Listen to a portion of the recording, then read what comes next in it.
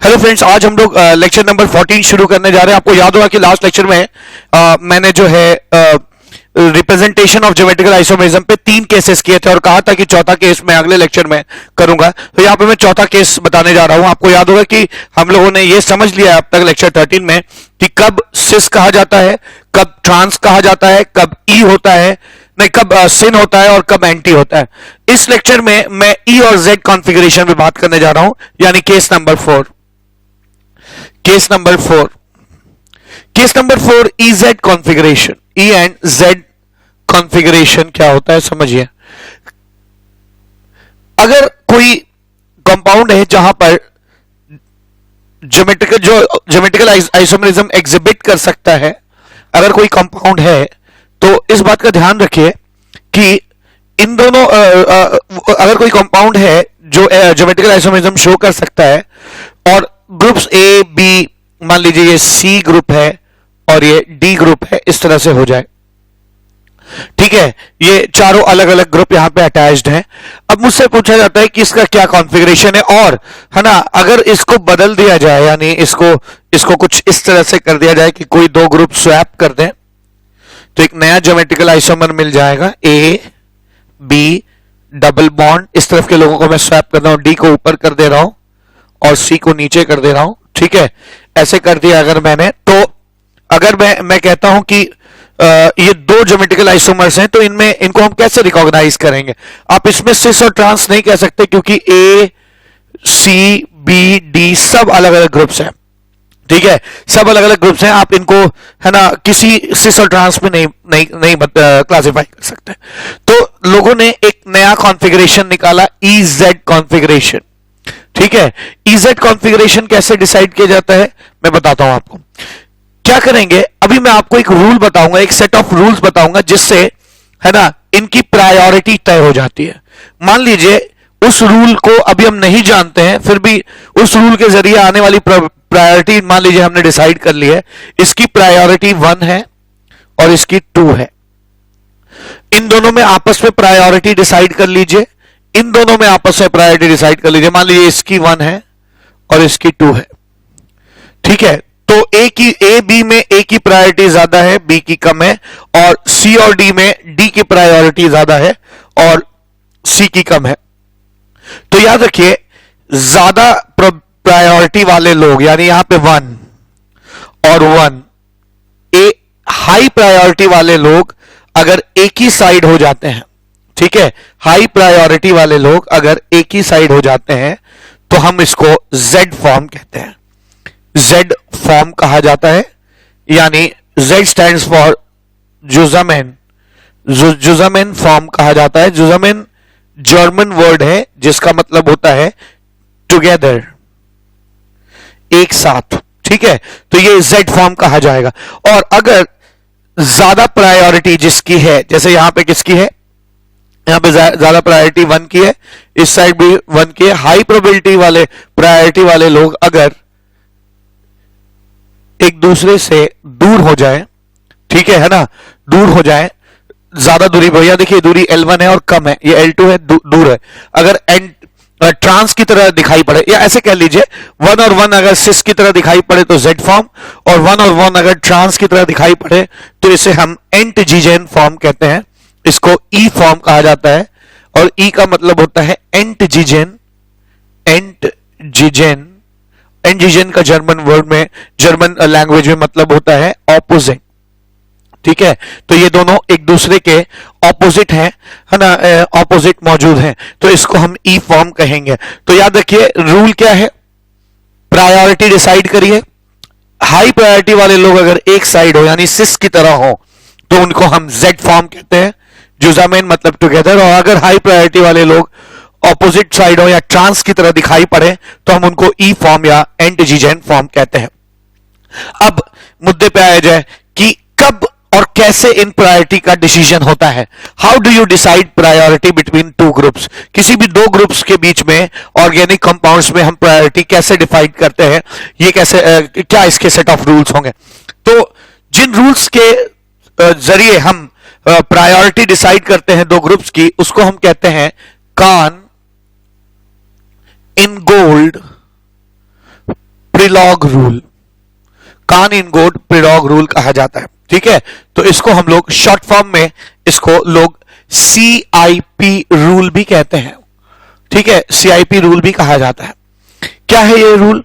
तो इस रूल में कई सारी चीजें, जैसे है ना, पहला रूल नंबर 1, रूल नंबर 1 क्या कहता है कि अगर आप दो ग्रुप्स को कंपेयर कर रहे हैं, ठीक है, अगर आप दो ग्रुप्स को कंपेयर कर रहे हैं, जैसे ये है CHH, ये कोई स्टीरियो सेंटर है, ये एक स्टीरियो सेंटर है, एक स्टीरियो सेंटर से जुड़े हुए, यहां पे भी ये स्टीरियो सेंटर हो जाएगा, आप समझिए इस बात को कि इसको हम लोग स्टीरियो सेंटर कहेंगे।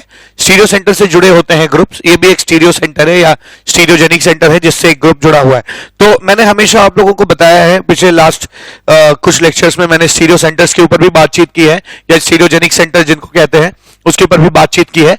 अगर किसी को स्टीरियो सेंटर समझ में नहीं आता तो पीछे के लेक्चर्स देख सकता है। स्टीरियो सेंटर से जुड़े दो ग्रुप है, मान लीजिए एक है ये है ना CH3, और एक ग्रुप ये है इसी स्टीरियो सेंटर से जुड़ा, दूसरा ग्रुप जो है वो ये है।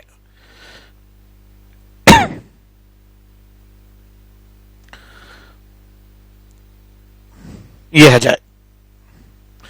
अब स्टीरियो सेंटर से पहला एटम कंपेयर करिए, फर्स्ट एटम। तो स्टीरियो सेंटर से फर्स्ट एटम है कार्बन, इधर भी क्या है कार्बन। दोनों में दोनों एटम्स को आप पहुंचे दोनों एटम्स में और उनके एटॉमिक नंबर को देखिए। अगर इनका एटॉमिक नंबर सेम है तो दोनों की प्रायोरिटी अब तक तो सेम है, और अगर दोनों का एटॉमिक नंबर डिफरेंट आता है तो जिसका एटॉमिक नंबर ज्यादा होगा उसकी प्रायोरिटी ज्यादा हो जाएगी। हम फर्स्ट एटम पे पहुंचे, फर्स्ट एटम सेम है। अब स्टीरियो सेंटर से जितने सेकेंड एटम्स हैं, यानी ये देखिए ये first atom, second atom, first atom, second atom, first atom, second atom, second atoms को मैंने है ना ऐसे घेर दिया। यहां से भी सेकेंड एटम्स पे आई है, first atom, second atom, stereo centre से first atom, second atom, first atom, second atom. ठीक है, तो अगर आप स्टीरियो सेंटर से मूव करते हैं और पहला एटम, दूसरा एटम, अब पहला एटम सेम था तो अब दूसरे एटम्स को कंपेयर करेंगे। कंपेयर करते समय क्या देखना है आपको, हर बार जो सेकेंड एटम्स का ग्रुप है, ये मेरे पास HHH का 3 ग्रुप है, इसके पास HHH का 3 ग्रुप है। ठीक है, तो अब देखेंगे ये सबसे बड़ा एटम जिसका एटॉमिक मास सबसे बड़ा हो वो यहां से चुनिए। मैंने कहा H, यहां पर सेकेंड एटम्स में सबसे बड़ा एटॉमिक नंबर किसका है, सॉरी एटॉमिक नंबर चूज करना है H का एटॉमिक नंबर 1 है, इसका एटॉमिक नंबर क्या है 6 है। ठीक है, तो सेकेंड एटम पे आते ही इसका एटॉमिक नंबर 6 हो गया और इसका 1 हो गया। क्योंकि इसका एटॉमिक नंबर ज्यादा है तो इसलिए इसकी प्रायोरिटी ज्यादा हो जाएगी। तो करना क्या है, स्टेप बाय स्टेप आगे बढ़िए। पहले फर्स्ट एटम्स को कंपेयर करिए ग्रुप्स के, वो सेम हो जाए तो फिर सेकेंड एटम्स का ग्रुप बनाइए। अब जैसे लोग ताश खेलते हैं या प्ले कार्ड्स खेलते हैं तो हमेशा बड़ा पत्ता फेंकते हैं, तो आपको भी ऐसा ही करना है। अब फर्स्ट बार सेम हो गया, सेकेंड बार आपके ऑप्शन है HHH और इधर ऑप्शन है HCH। एक ग्रुप के पास HHH है, एक ग्रुप के पास HHC है, तो ये ग्रुप सबसे बड़ा एटम फेंकेगा, है ना, कार्बन। इसने कहा मेरे पास सिर्फ क्या है हाइड्रोजन। दोनों को कंपेयर करेंगे, जो जीत गया, जिसका एटॉमिक नंबर ज्यादा हो गया वो जीत जाएगा, उसकी प्रायोरिटी ज्यादा होगी। तो यहां पर मैं कह सकता हूं कि इसकी प्रायोरिटी 1 है और इसकी प्रायोरिटी 2 हो जाएगी। ठीक है, 2 हो जाएगी। तो पहला रूल क्या कहता है, पहला रूल कहता है कि फर्स्ट पॉइंट ऑफ डिफरेंस देखना है आपको ग्रुप्स के बीच में, और जिसका हायर एटॉमिक नंबर होगा वो ग्रुप ज्यादा प्रायोरिटी का होगा। ठीक है, तो रूल नंबर 1 सेज कि कंपेयर एटॉमिक नंबर, आप साथ साथ नोट्स भी बना सकते हैं। Compare atomic number of groups and try to find out first point of difference. Try to find out the first point of difference. The group which has higher atomic number at point of difference, 2 has higher priority, has higher priority. तो ये पहला rule हो गया, ठीक है, rule number 1। Rule number 2, अब मान लीजिए अगर मैं आपको एक एग्जांपल और दूं, एक स्टीरियो सेंटर है, या इसको ऐसे ही बना सकते हैं ना, एक स्टीरियो सेंटर है, ये एक स्टीरियो सेंटर है, स्टीरियो सेंटर, इससे जुड़े दो लोग हैं, ठीक है, एक ग्रुप है सी एच एच एच और दूसरा है C H H, C H H D, और यह है C H H H H, ठीक है। अब मुझे इन दोनों ग्रुप्स की प्रायोरिटी निकालनी है, तो सबसे पहले मैं स्टीरियो सेंटर से फर्स्ट एटम को चूज करूंगा। फर्स्ट एटम, दोनों कार्बन है, दोनों का एटॉमिक नंबर 6 है, मैं कंपेयर नहीं कर सकता। अब इस ग्रुप के सारे सेकंड एटम्स को मार्क कीजिए, first second, first second, first second, इधर से भी first second, first second, first second. अब कंपेयर कीजिए, अब कंपेयर करेंगे तो ये ग्रुप कहेगा मेरे पास कार्बन है, तो ये कहेगा मेरे पास भी कार्बन है, जो सबसे बड़ा एटॉमिक नंबर वाला है। फिर ये ग्रुप कहेगा मेरे पास हाइड्रोजन है, तो ये ग्रुप कहेगा मेरे पास भी हाइड्रोजन है। ध्यान दीजिए कि यहाँ ये अलग अलग है, ये दोनों ग्रुप अलग अलग है यहाँ पे। फिर ये ग्रुप कहेगा मेरे पास हाइड्रोजन है, ये ग्रुप कहेगा मेरे पास भी हाइड्रोजन है, तो बात बराबरी पे छूट गई, कोई पॉइंट ऑफ डिफरेंस नहीं मिला। अब मैं थर्ड एटम पे जाऊंगा। थर्ड एटम कैसे देखना है, 1 2 3, 1 2 3, 1 2 3, ये तीनों रेड वाले जो हैं, अब जो तीन रेड दिख रहे हैं, ये तीनों जो हैं थर्ड एटम्स हैं। ऐसे ही यहां पे भी थर्ड एटम्स ये तीनों हो जाएंगे। अब ये ग्रुप कहेगा इन तीनों में से सबसे बड़ा एटॉमिक नंबर, आप देखेंगे इन तीनों में से सबसे बड़ा एटॉमिक नंबर देखेंगे तो तीनों का 111 है, ठीक है, यहां पे भी 111 है, कोई डिफरेंस नहीं है। लेकिन डिफरेंस ना होने के बावजूद आप प्रायोरिटी इसकी ज्यादा कही जाएगी, इसलिए क्योंकि जब आइसोटोप्स का केस होता है और एटॉमिक नंबर सेम हो जाते हैं, ठीक है, तो हम एटॉमिक मास कंपेयर करते हैं। यहां ड्यूटेरियम का एटॉमिक मास 2 है, जबकि यहां हाइड्रोजन का एटॉमिक मास सिर्फ 1 है, ठीक है, एटॉमिक मास सिर्फ 1 है। तो अगर एटॉमिक मास इसका 2 है तो एटॉमिक मास जिसका ज्यादा होगा उसकी प्रायोरिटी ज्यादा होगी। पर ये रूल तभी लगेगा जब आइसोटोप्स होंगे। तो मैं कह सकता हूं इस केस में इस ग्रुप की प्रायोरिटी 1 हो जाएगी और इस ग्रुप की प्रायोरिटी 2 हो जाएगी। रूल क्या हो गया, सेकेंड रूल। सेकेंड रूल मैं यहां लिख रहा हूं, क्या, in case of isotopes, in case of isotopes we compare atomic mass instead of atomic number। यानी अगर आप दो आइसोटोप कंपेयर कर रहे होते, जैसे मैं यहां आया, जब मैं थर्ड वाले स्टेप पे पहुंचा तो इसने कहा डी, इसने कहा एच, दोनों का एटॉमिक नंबर तो सेम हो गया। अब दोनों आइसोटोप है, अगर एटॉमिक नंबर सेम हो जाता तो एटॉमिक मास देख लेते हैं, जिसका एटॉमिक मास ज्यादा होगा उसकी प्रायोरिटी क्या हो जाएगी, ज्यादा हो जाएगी। तो in case of isotopes we compare atomic mass instead of atomic number, ठीक है, ये रूल नंबर 2 हो गया। आइए रूल नंबर 3 देखते हैं। रूल नंबर 3 क्या कहता है कि अगर डबल और ट्रिपल बॉन्ड हो तो आपको ध्यान रखना है इस बात का कि उनको डुप्लीकेट या ट्रिप्लीकेट कर ले, तब जाके आप जो है ना उनका सीआईपी रूल उनके ऊपर लगाएं। डुप्लीकेशन क्या होता है, जैसे अगर कहीं कोई डबल बॉन्ड है, ठीक है, तो उसको ऐसे चेंज कर लीजिए, कैसे, सी सी सी सी, मतलब क्या, ये कार्बन दो बॉन्ड से कार्बन से जुड़ा है, तो ये वाला जो मेन एटम यही है, ये दोनों मेन एटम है, ये दोनों मेन एटम हो गए। अब अगर ये डबल बॉन्ड से किसी से जुड़ा हुआ है, दो बॉन्ड से कार्बन से जुड़ा है, तो ये भी दो बॉन्ड से कार्बन से जुड़ा है, एक कार्बन एक्स्ट्रा ऐड कर दीजिए, इसको घोस्ट एटम कहते हैं, ठीक है, इसको घोस्ट एटम कहते हैं, ठीक है, तो वो घोस्ट एटम ऐड करना होगा। ऐसे ही ये कार्बन दो बॉन्ड से कार्बन से जुड़ा है, तो ये कार्बन भी दो बॉन्ड से कार्बन से जुड़ा है, ठीक है, तो ऐसा कर दीजिए, ये आपका घोस्ट एटम ऐड करना पड़ेगा, ठीक है। तो इस तरह से आप डबल बॉन्ड को डुप्लीकेट कर सकते हैं।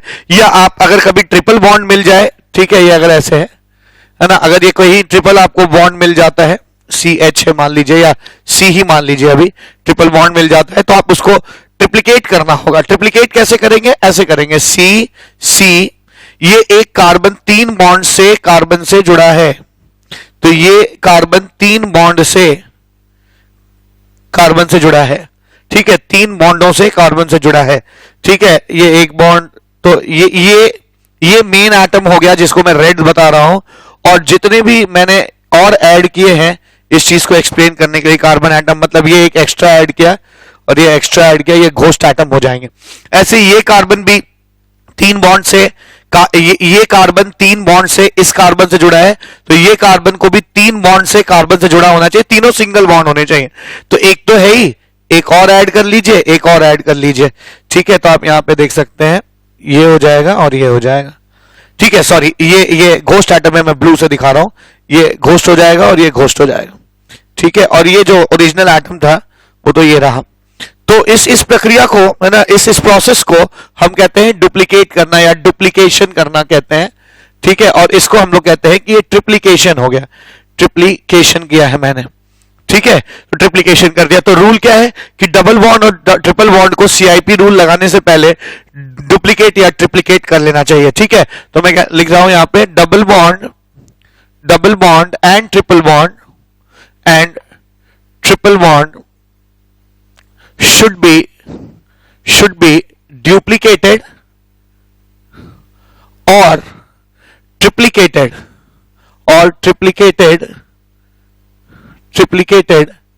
respectively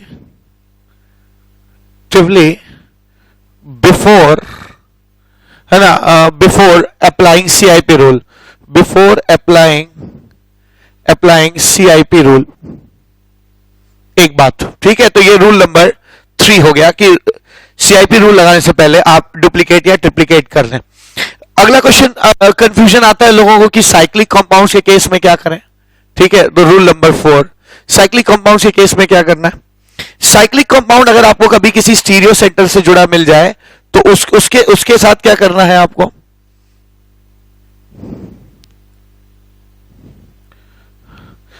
ऐसा कुछ मिल जाए, मान लीजिए ये साइक्लिक कंपाउंड है, एक और साइक्लिक कंपाउंड है,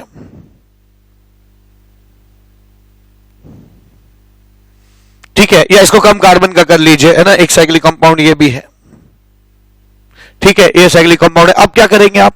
अब आप इनको कैसे कंपेयर करेंगे? तो इनके साथ क्या करना होता है आपको? आप इनको भी तोड़ सकते हैं, इस साइक्लिक कंपाउंड के इक्विवेलेंट ड्रॉ कर सकते हैं। You can draw the equivalent of it, ठीक है। कैसे इक्विवेलेंट ड्रॉ होगा इसका ध्यान दीजिए।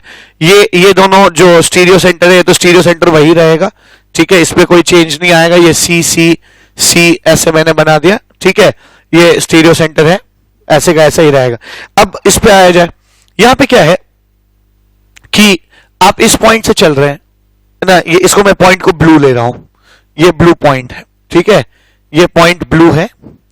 तो इस ब्लू पॉइंट से, या मेरे ख्याल से रेड कर लेते हैं, ज्यादा अच्छा दिखाई पड़ेगा, है ना। ये पॉइंट रेड है मान लीजिए, ठीक है, ये पॉइंट रेड है और एक पॉइंट बना लीजिए रेड, ठीक है, जिससे आप शुरुआत करेंगे। और ये भी पॉइंट रेड कर दिया मैंने, जिससे मैं शुरुआत करूंगा। अब कैसे शुरुआत होती है? तो रूल ये है कि चूंकि यहां आने के बाद 2 रास्ते हैं, तो यहां पे भी 2 रास्ते होंगे, ठीक है। ये रेड वाला पॉइंट है, ये रेड वाला पॉइंट है, ठीक है। अब आप कैसे चलेंगे?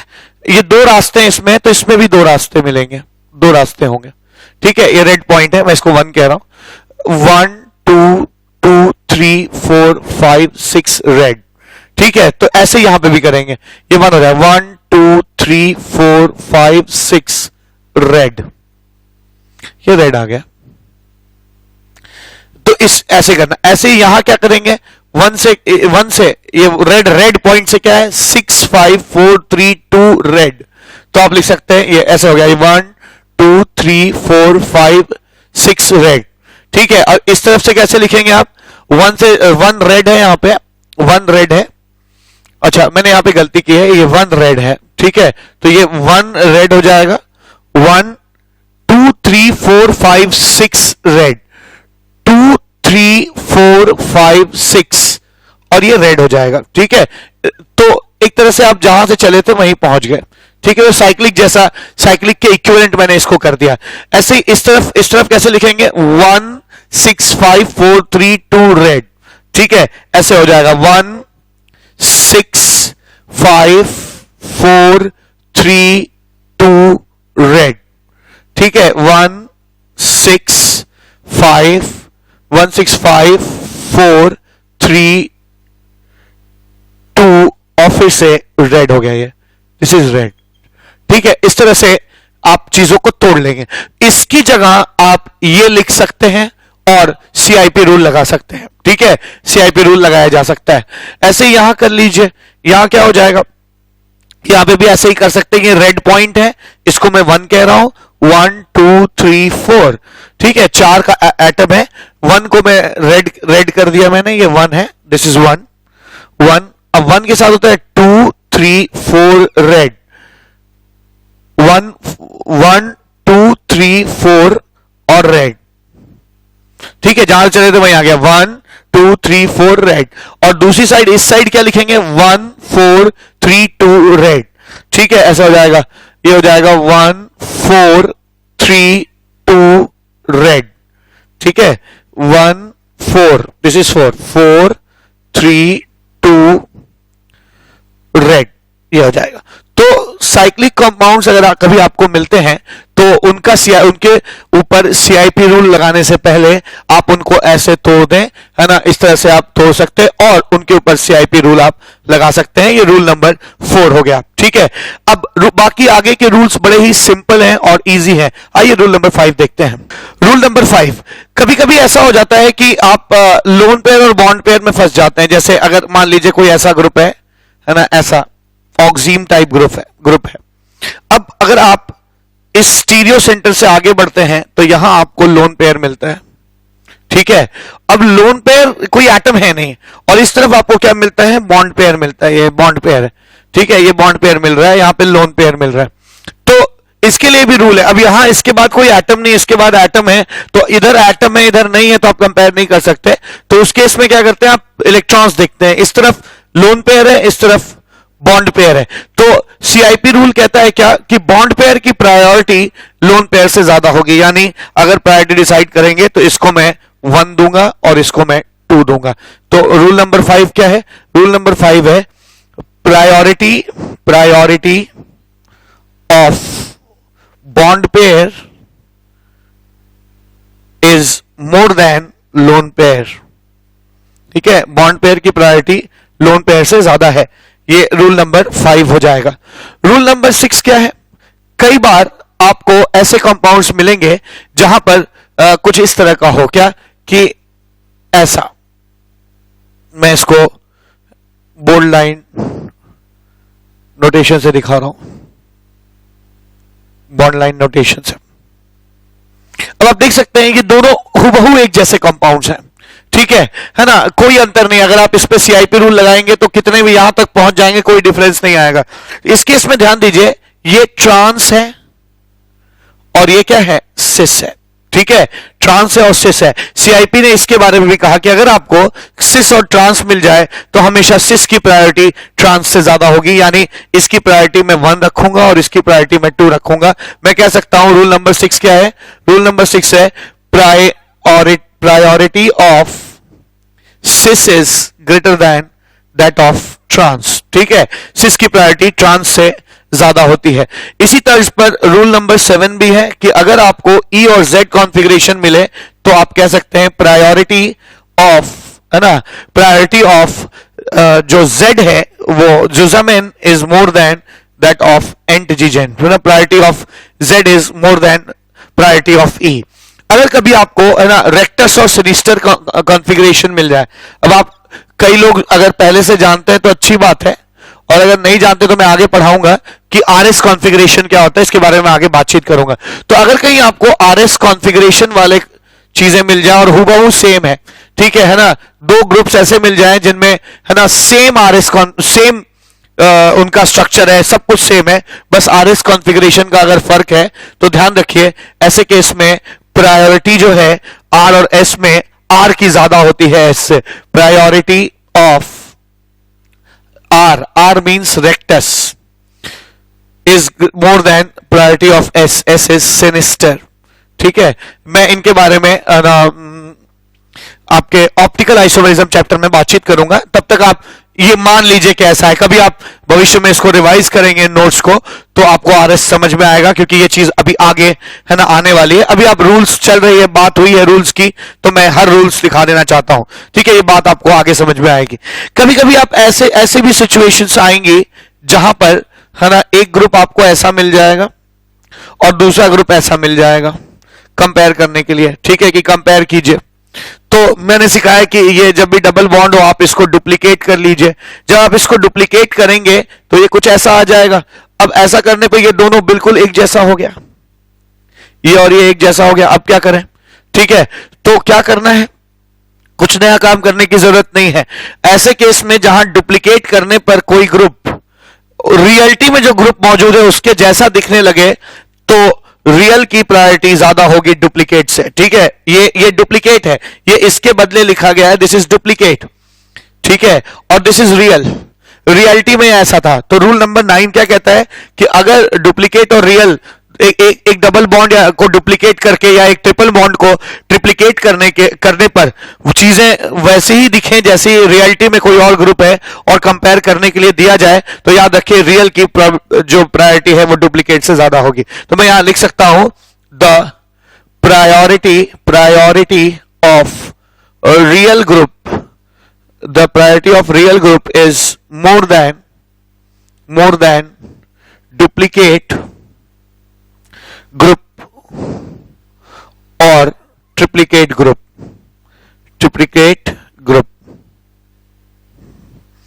तो सीआईपी रूल्स जो थे वो तो मैंने आप लोगों को बता दिया, ठीक है। टोटल 9 रूल्स मैंने आपको एक्सप्लेन किए। आइए अब इस रूल को अगर और अच्छी आपको अंडरस्टैंडिंग चाहिए तो हम लोगों को इसके ऊपर क्वेश्चन करने होंगे। तो आइए कुछ क्वेश्चंस देखते हैं। अब यहां पे देखिए ना, इन तीनों में मुझे प्रायोरिटी डिसाइड करनी है। तो पहले एटॉमिक नंबर देखते हैं। एटॉमिक नंबर तीनों का सेम है। तो अब एटॉमिक मास देखते हैं। आइसोटोप्स के केस में जब एटॉमिक नंबर सेम हो जाए तो एटॉमिक मास देखते हैं। जिसका मास ज्यादा होगा उसकी प्रायोरिटी ज्यादा होगी, यानी इसकी प्रायोरिटी 1 होगी, इसकी 2 हो जाएगी और इसकी 3 हो जाएगी, ठीक है। 3 इसकी प्रायोरिटी हो जाएगी, 3 प्रायोरिटी है इसकी, ठीक है। ऐसे यहां आ जाइए। यहां पे फ्लोरीन का एटॉमिक नंबर है 9, ठीक है ना। क्लोरीन जो है वो 17 हो जाएगा। तो आप देख सकते हैं इस तरफ जाते वक्त एटॉमिक नंबर है ना बढ़ता जा रहा है, तो प्रायोरिटी बढ़ती जाएगी। इसकी प्रायोरिटी 1 हो जाएगी, इसकी 2 हो जाएगी, इसकी 3 हो जाएगी, 4 हो जाएगी, ठीक है। अब यहां आइए। यहां पे क्या है, आपको कंपेयर करना होगा। आप स्टीरियो सेंटर से बढ़े आगे, आपको मिला कार्बन, यहां भी मिला कार्बन, यहां भी मिला कार्बन, यहां भी मिला कार्बन, ठीक है। तो टाई है ये, ठीक है, सब बराबर है। फिर सेकेंड एटम पे चलते हैं।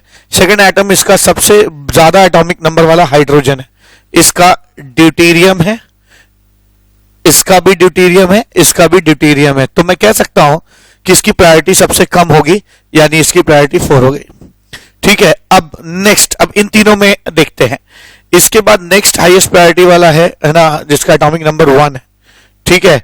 इसमें अभी भी 2 वाला है, इसमें भी एटॉमिक नंबर एटॉमिक मास 2 है। हाइड्रोजन है यहाँ पे, यहाँ ड्यूटेरियम है, ड्यूटेरियम है, इसकी इन दोनों की प्रायोरिटी इससे ज्यादा होगी, यानी मैं कह सकता हूं इसकी प्रायोरिटी 3 हो जाएगी। अब इन दोनों की प्रायोरिटीज को देखा जाए।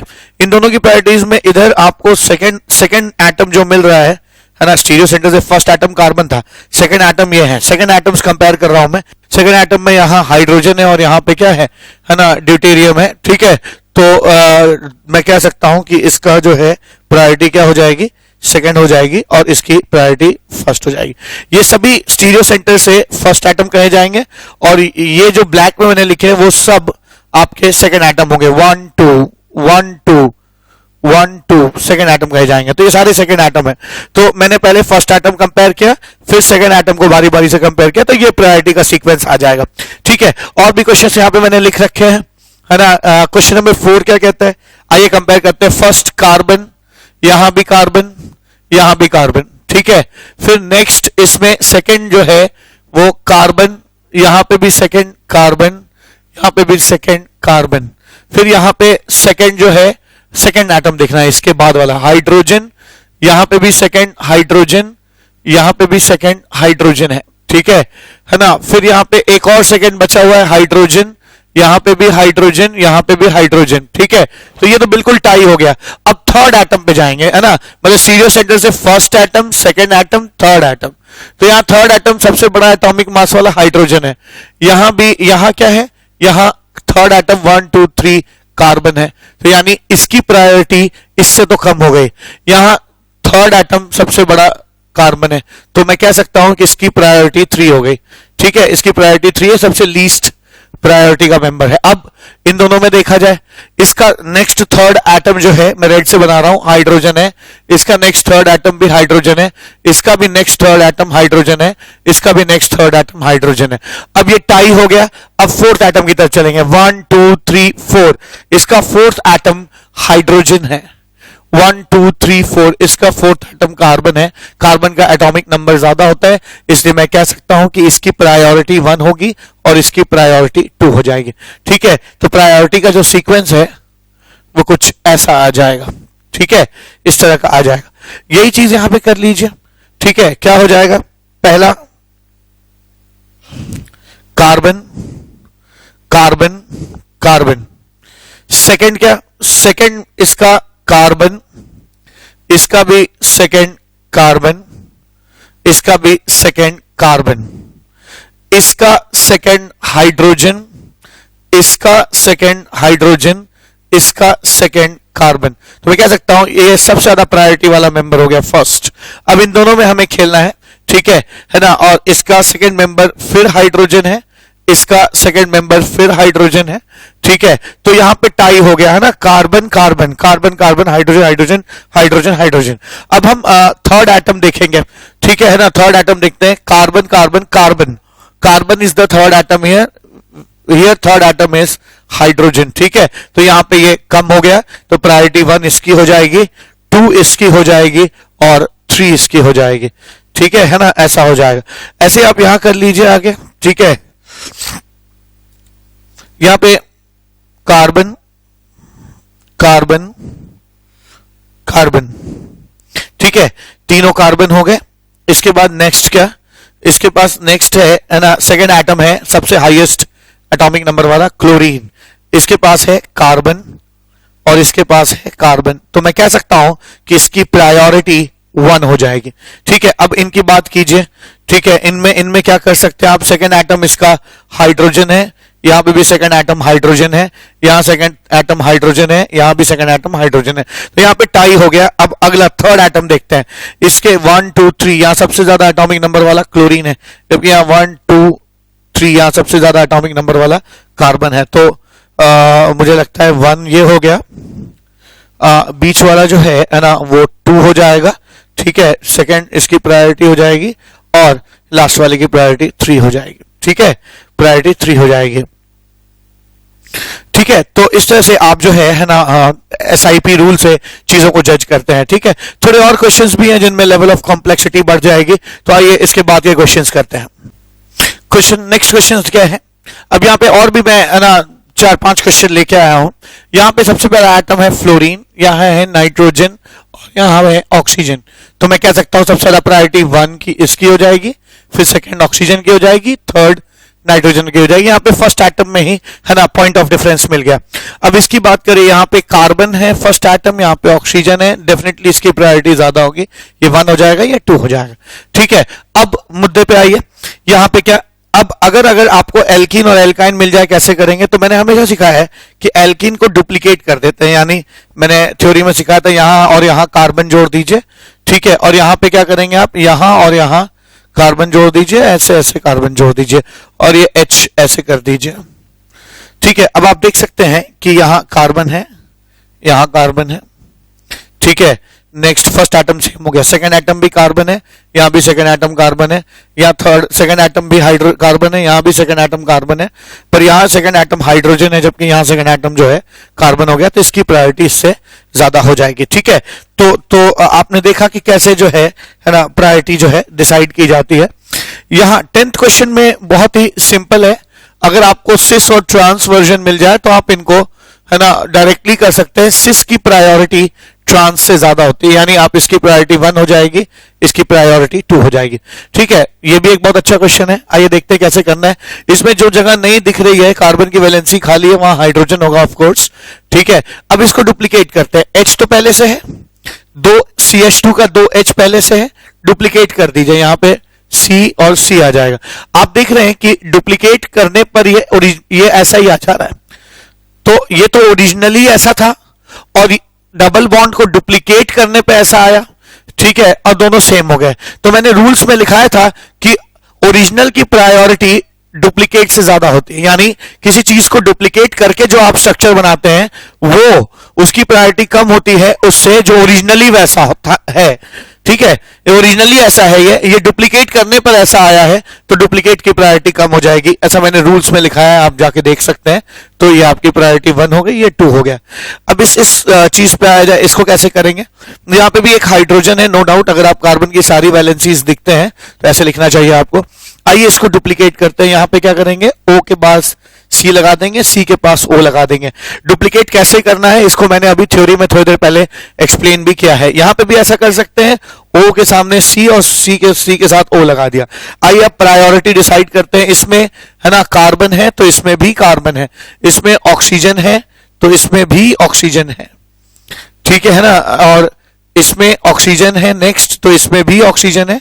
ठीक है, पर इसके पास सेकेंड एटम हाइड्रोजन है जबकि इसका सेकेंड एटम क्या है, ऑक्सीजन है। ठीक है, तो मैं कह सकता हूं कि carbon oxygen oxygen, carbon oxygen oxygen तो सेम था, लेकिन हाइड्रोजन के लेवल पे आके अच्छा मैं सेकेंड एटम को ब्लैक कर दे रहा हूं ताकि आपको समझने में ज्यादा इजी हो। अब आप जो सेकेंड एटम्स हैं वो ब्लैक है ना, तो यहां पर OOO है और यहां पर OOH है, तो डेफिनेटली उसकी प्रायोरिटी कम हो गई, इसकी प्रायोरिटी 2 हो जाएगी, इसकी प्रायोरिटी 1 हो जाएगी, ऐसे हो जाए।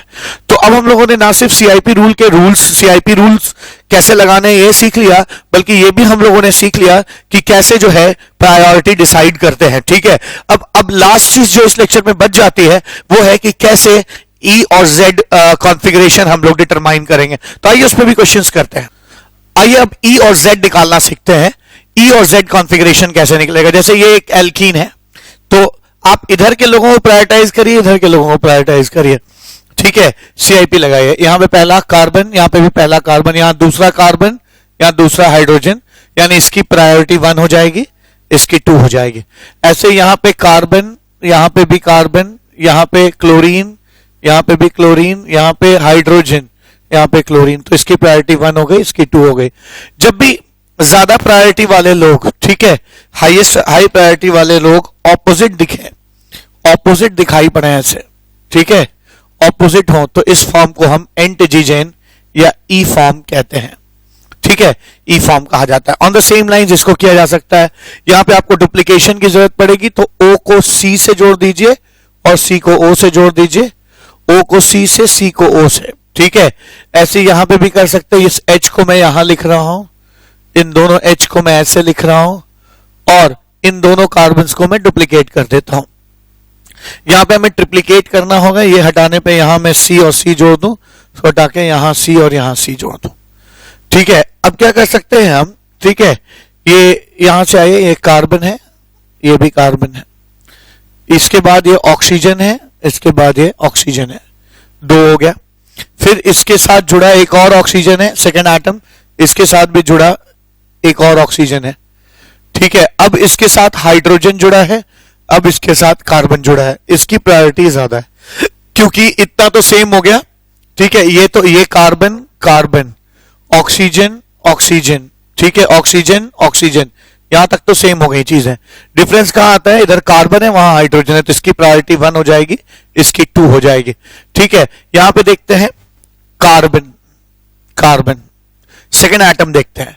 सेकेंड एटम यहां पे कार्बन, यहां पे भी कार्बन, यहां पे भी कार्बन, यहां पे भी कार्बन, यहां पे हाइड्रोजन, यहां पे कार्बन, तो इसकी प्रायोरिटी ज्यादा हो गई, तो इसकी प्रायोरिटी हो जाएगी 1 और इसकी हो जाएगी 2। अब आप देख सकते हैं जो हाई प्रायोरिटी वाले लोग अगर एक ही साइड हो जाए तो इसको हम लोग जुजामेन फॉर्म या Z फॉर्म कहते हैं। तो ये आपका Z फॉर्म है। ठीक है, Z फॉर्म हो जाएगा। ऐसे यहां कर सकते हैं हम। यहां अगर आप बहुत ध्यान से देखें तो यहां पर एक हाइड्रोजन है और एक हाइड्रोजन है, और यहां पे एक हाइड्रोजन है और यहां पे एक कार्बन है। जिसमें साथ 3 हाइड्रोजन जुड़े हुए। ठीक है, आइए देखते हैं। अब मैंने आपको हमेशा बताया है कि है ना, अगर कहीं लोन पेयर और बॉन्ड पेयर हो तो बॉन्ड पेयर की प्रायोरिटी ज्यादा हो जाएगी, तो इसकी प्रायोरिटी 1, इसकी 2 हो जाएगी। ठीक है, ऐसे यहां आ जाइए, यहां पे पहला एटम कार्बन है तो यहां पे भी पहला एटम कार्बन है। ठीक है, यहां पे नेक्स्ट एटम भी कार्बन है तो यहां पे भी नेक्स्ट एटम कार्बन है। यहां पे इससे जुड़ा नेक्स्ट एटम जो सेकंड एटम है, फर्स्ट सेकंड, हमेशा मैं सेकंड एटम में जा रहा हूं, बल्कि एक काम करते हैं सेकंड एटम को ब्लू से बना देता हूं मैं, है ना, ये ब्लू है, सेकंड एटम है। फिर 1 2 यहां हाइड्रोजन है, यहां पे फिर से कार्बन है, तो मैं देख सकता हूं कि इस यहां कार्बन होने से इसकी प्रायोरिटी क्या हो गई, बढ़ गई। तो मैं कह सकता हूं कि ये जो है आपका 1 हो जाएगा ये साइड, और ये 2 हो जाएगा। अब दोनों 1 वाले लोग एक ही साइड मौजूद हैं, इसलिए मैं कह सकता हूं कि ये Z फॉर्म है। ठीक है, Z फॉर्म हो जाएगा। ऐसे यहां आ जाइए, यहां पे क्या है, यहां पे आप देख सकते हैं, है ना, मिथाइल है और हाइड्रोजन है। मिथाइल जो है उसमें कार्बन होता है और 3 हाइड्रोजन होते हैं।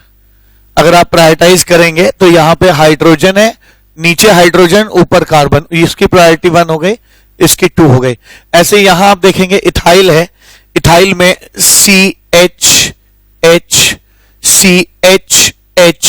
ऐसे हो जाए, तो आप देख सकते हैं ऊपर कार्बन है और नीचे हाइड्रोजन है, यानी ऊपर वाले की प्रायोरिटी 1 है और नीचे वाले की प्रायोरिटी 2 है। अब आप देख सकते हैं यहां ऊपर वाले दोनों 1 प्रायोरिटी ऊपर है। ठीक है, वेज बना हुआ है यहां पे। ठीक है, दोनों ऊपर मौजूद है, यहां पे मौजूद है, दोनों ऊपर मौजूद है 1 1। तो चूंकि दोनों एक ही साइड मौजूद है, इसलिए मैं इस फॉर्म को क्या कह सकता हूं, जुजामेन फॉर्म या Z फॉर्म कहा जा सकता है। ऐसे यहां कर लीजिए ब्रोमीन हाइड्रोजन, इसकी प्रायोरिटी 1 हो जाएगी, इसकी 2 हो जाएगी। ब्रोमीन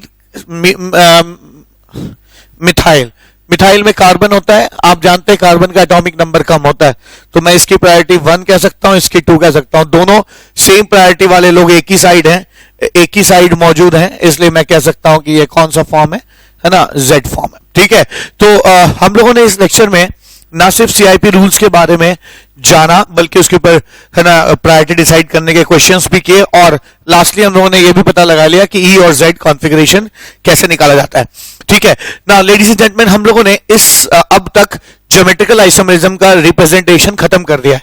ठीक है, तो आज इस लेक्चर में इतना ही, मिलते हैं अगले लेक्चर में और बात करते हैं कि कैसे ज्योमेट्रिकल आइसोमेरिज्म गिना जाए, कैसे काउंट किया जाए। तब तक के लिए thank you so much, have a nice day.